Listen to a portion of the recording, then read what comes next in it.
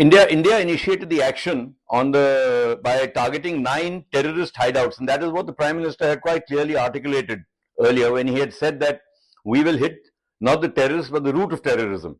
Now, if you really look at it, the root of terrorism in Pakistan is also not perhaps the headquarters of the Lashkar-e-Taiba or the Jaish-e-Mohammed.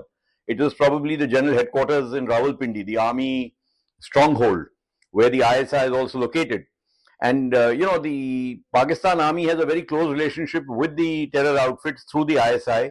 Most of the Pakistani army chiefs have had a close association with the ISI, and therefore they cannot extricate themselves totally from the terror networks that they have themselves encouraged and contributed to. And very often what happens is when terror reaches a certain threshold, then that very terrorist organization whom you have fed and nurtured and grown to meet your other objectives turns its back on the deep state itself.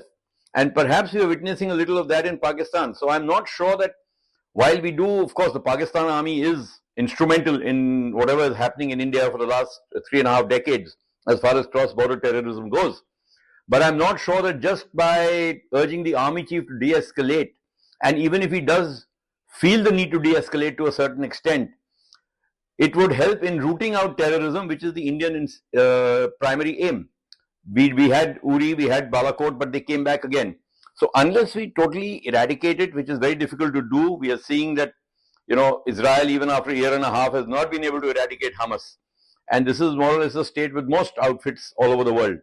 In this case, unfortunately, the Pakistani deep state is in cahoots with the terrorist organizations, and therefore it's going to be quite a challenge, notwithstanding whatever the American Secretary of State might say.